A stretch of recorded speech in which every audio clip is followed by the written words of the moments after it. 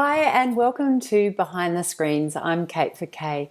The next 4 episodes will be exploring digital art and culture, and today I'm talking to two of Melbourne's most exciting creatives in this field, Dr. Betty Sargeant and Justin Dwyer, the team behind the multi-award winning group PluginHUMAN. PluginHUMAN create participatory artworks using data, projection mapping, video, sculpture, light, sound, and immersive multisensory environments. Through these works, they provide audiences with experiences that shift their cultural, scientific, and environmental perspectives. Today, we'll focus on the how and why they became digital artists and what skills they draw on in this field of work. And next week, we'll break down some of their amazing projects. I hope you enjoy it.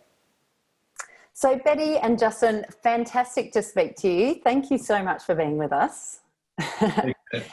Look, digital art and culture is a fascinating area, and I'd love to know a little bit about you as digital artists, and I guess what has been your career pathways and what's led you to becoming digital artists.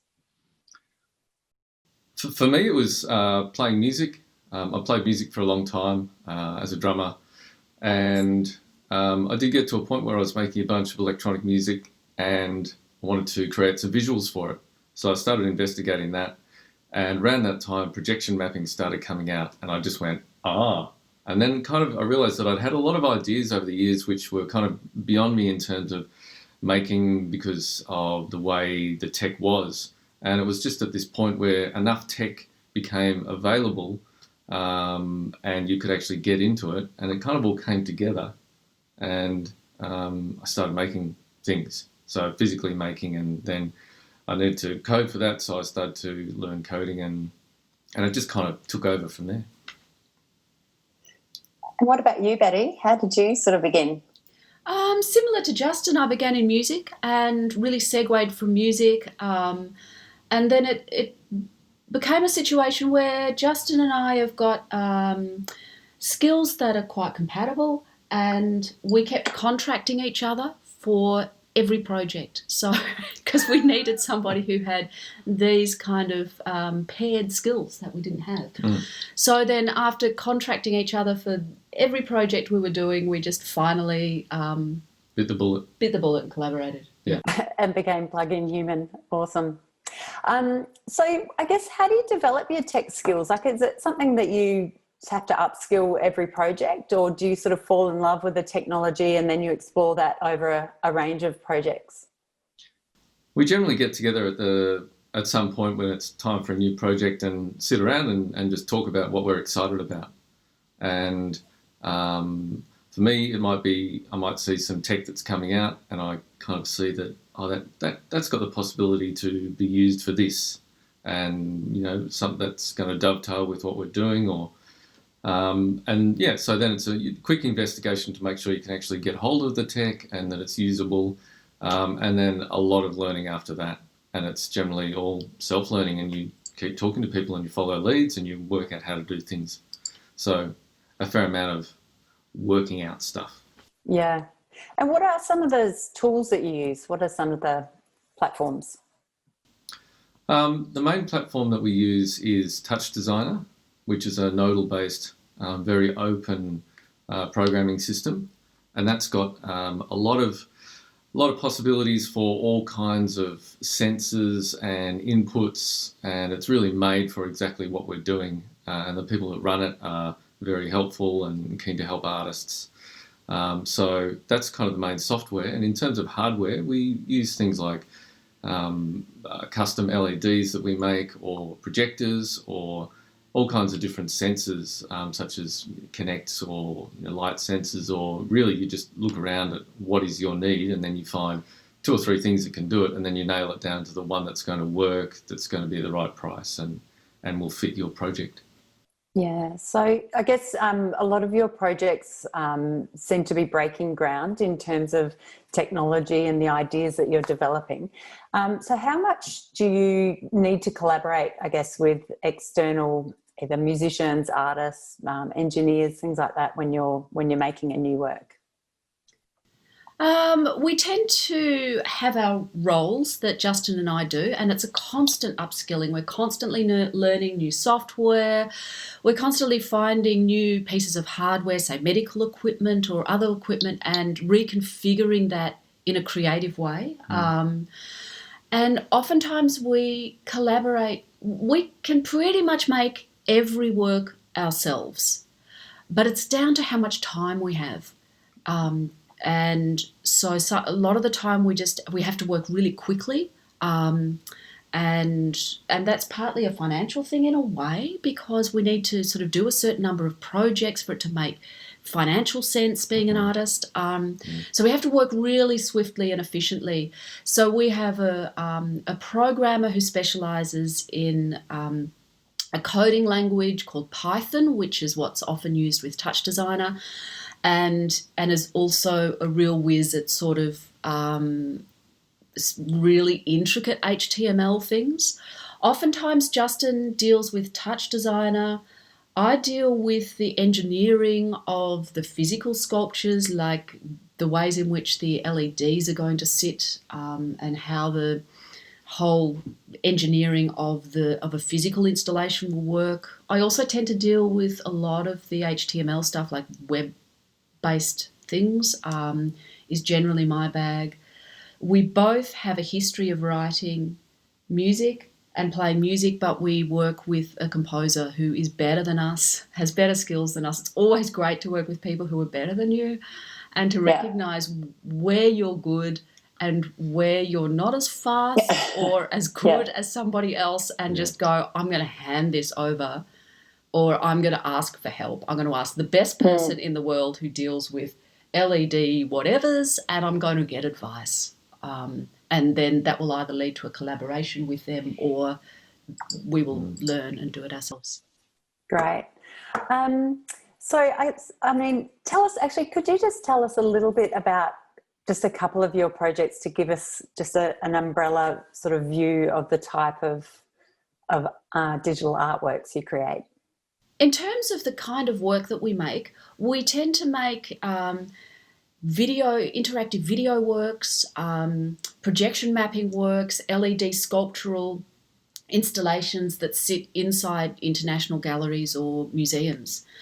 And for example, in 2018, Justin had this interest in working with EEG, which is a device that reads your neural function. It reads your brain waves. And so you might have heard of brain waves like alpha, beta, delta, theta, gamma waves. They're kind of often vaguely familiar words to people, but these are actually waves that exist within... They're happening right now. That are generated through you being alive and being a sentient and thinking being. So we created our own brain-computer interface, which was something we were not experienced at Just all. Just off your head. Yeah. And what a brain-computer interface is, if you break it down, it's just a brain-to-computer interface, so way of your brain being able to operate the computer. So instead of using a keyboard, or you use your neural function.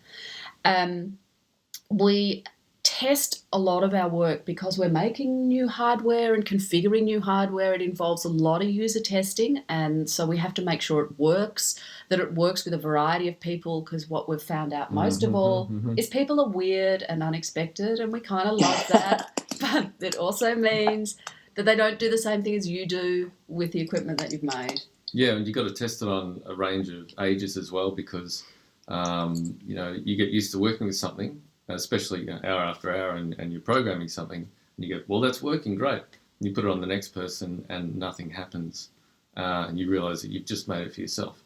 So you've got to test across ages and different people to make sure that what you've made actually applies to people. To make it neat and easy for people to use, so that the interactivity is kind of seamless in the exhibition. And so that all takes time. But the kind of back end of how that works is sometimes we make like really fancy pre-vis imagery, like we visualize the work that we're doing in a three-dimensional digital way. We make a visualization of that before we make the project. But sometimes we just do a rough sketch. And why we do this kind of really roughly, I don't show these kind of sketches. We don't normally show these sketches, but with a kind of behind the scenes, like sometimes you're just really scribbling something down and there's no time. From the time that I sketched that image, and I can do really good technical drawings, but this is just an example of sometimes that just is time consuming and you don't have the time. Yeah. From the moment I drew that drawing of a rough idea of how LEDs might work to the final installation was 6 weeks. And so it's really, we work very fast, and we'd never worked with LEDs before.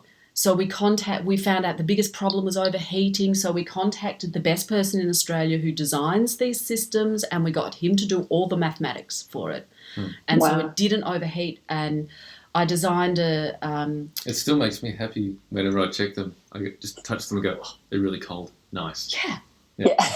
And that's satisfying. That's an example of just going to actually learn the mathematics of how to do it would just take too long. So you've got to know at what point you just go straight to someone who deals with something specifically, get that done, and then you move back to kind of keeping everything in-house as much as possible.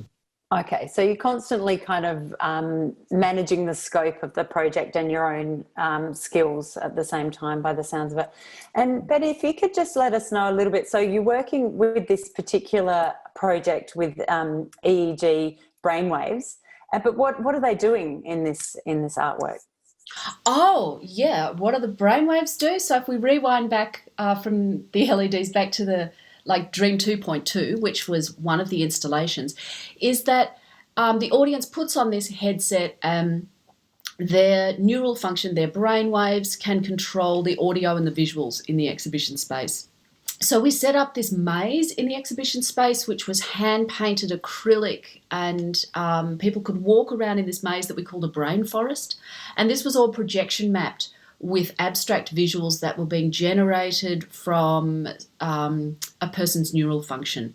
And the audio also, their neural function was triggering audio loops. And so they were creating this whole environment, a 3D environment for people to walk within. And so it was like, walk within the dreams of somebody else was the idea, whether it's daydreams or they're asleep. There was a sleeping platform in the centre of the maze, so people could just lie down and be, within there. Yeah. Yeah, it was a 12 metre by 6 metre room, so it was really quite large. And whenever you were wearing that, your brain had control of the entire room. So it was quite fun. Yes. So with Dream 2.2, what were you interested in as artists? Why were you sort of connecting people's brainwaves up with the visuals and with the music? What were you hoping to achieve?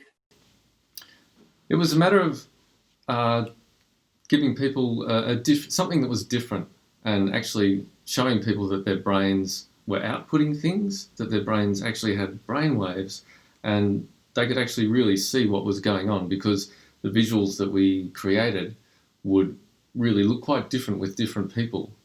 They were hooked up to various brainwaves, and different people had different amounts of, say, delta or something, and so the movement of the room would actually change from person to person. And it really struck us that lots of people didn't realise this. The headset we were using, some people really thought it was going to read their thoughts, and they were concerned that, can you read my mind? It's a scary thought. Yeah. And so, if we were there, we would explain that, no, that's not the case. We're just reading brainwaves, and it's not... Well, the gallery assistant really did that, yeah. That it was essentially just kind of taking information, which was in some ways very personal, but also very not personal, and we make it a point not to gather personal data.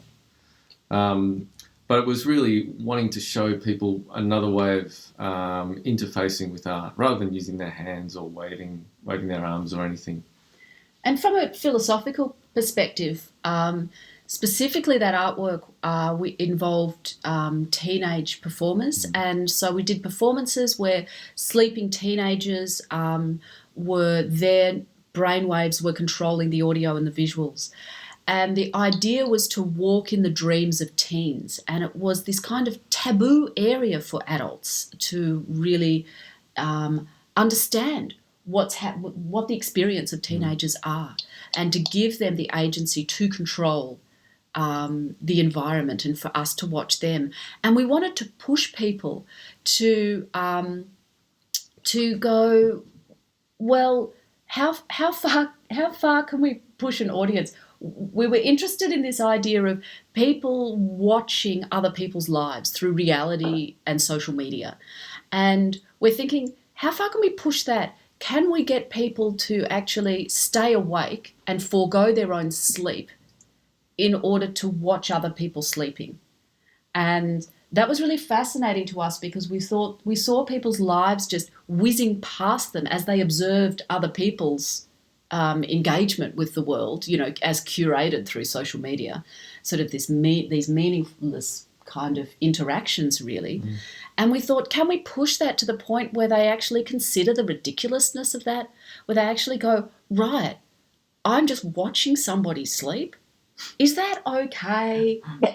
And it was meant to be a bit uncomfortable. It was meant to kind of get to the point of them going, is this okay? And so as an artist, at what point, so that this is kind of driving your creative development and why you're doing it, I suppose.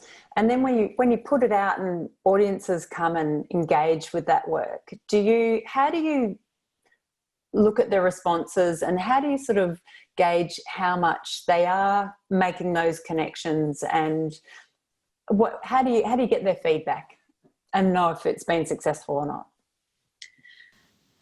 I tend to think that, the artwork doesn't really belong to us. I mean, I feel completely connected to it while I'm making it. And then just before the doors open, like for the opening, whether it's kind of metaphorical doors if it's outside, but just before it opens, there's generally this moment where I get to see it, and there's no more changes are going to be made, and I get to see it, and I go, oh, that's what it is. And in that moment, I either am super critical, mostly I'm super critical. Very occasionally I go, oh, that's beautiful. I've only ever done that kind of once, really. And then after that, the doors open and people walk in, and if you're there, it's horrendous, because you just hear them going, oh, I know, it's really boring. You didn't even text me back. I know, who does that? And walks through the gallery with their whole lives just going on.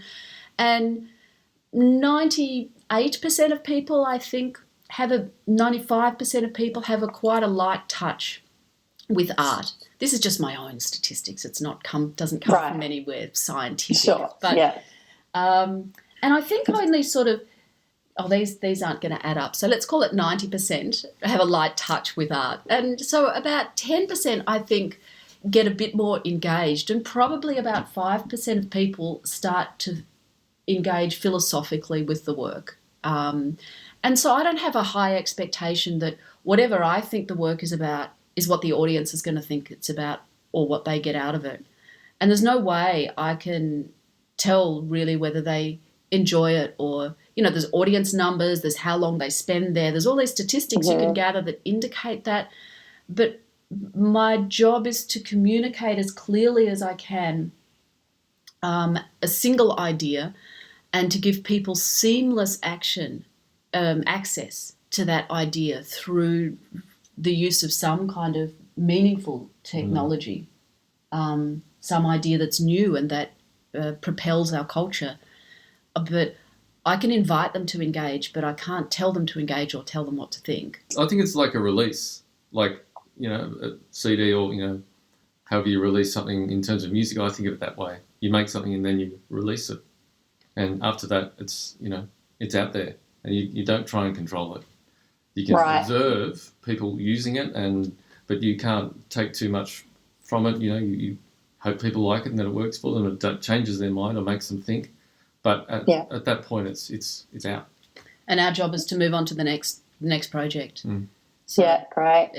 And so science seems to be a consistent theme in your work. So Breathe, the colours and the patterns of lights were controlled by environmental changes that had occurred in significant international ecosystems. Dream, as you were just saying, had the visual form gave a visual form to neural data. Now you're working with compostable bioplastics. How much research do you have to do before you begin to nut out a new concept like one of these? Well, at the start, there's an amount of research to make sure that that's what we want to do and where we want to go. And then there's quite a lot of research after that to make sure that we're actually creating something new, because we're not so much about replicating things that have been done before. And how long that takes really depends on the project. So at the moment, we're working on a project called Capture, which is making new carbon neutral and carbon negative materials and working practices.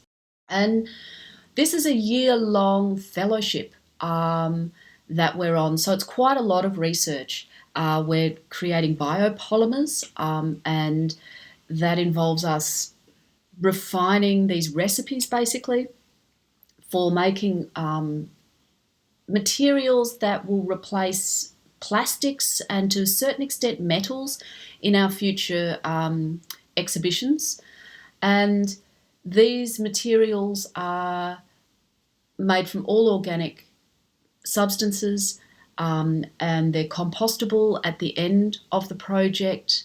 Some of these materials are very high in carbon, like they store environmental carbon in them, and we're aiming to capture that carbon for as long as we can. So rather than sending that to landfill that can turn to methane, which is worse than CO2 for the environment, we try to collect materials that and take them out of that kind of methane loop and put them into materials that we might have used, say, recycled acrylic or something.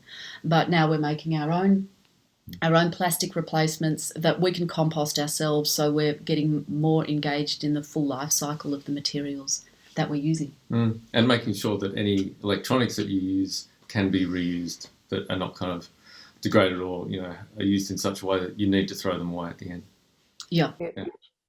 I can't wait to talk to you more about your interest and your investment in environmental impact of your artwork in our next interview next Monday. Thank you so much for talking to us about your career pathways and just touching on some of your projects. It's been really great to talk to you, and I can't wait to talk to you again next week. Absolute pleasure. Thanks, Kate. Thanks for listening, everybody. Guys. See ya. Bye. Join us next Monday to hear from Betty and Justin as they talk us through a series of their interactive works, including I Miss Your Touch, Dream 2.2 and Breathe. And for more insights from leading screen professionals, watch the rest of Behind the Screens as well as our Running Free series on the ACMI YouTube channel. And don't forget to subscribe.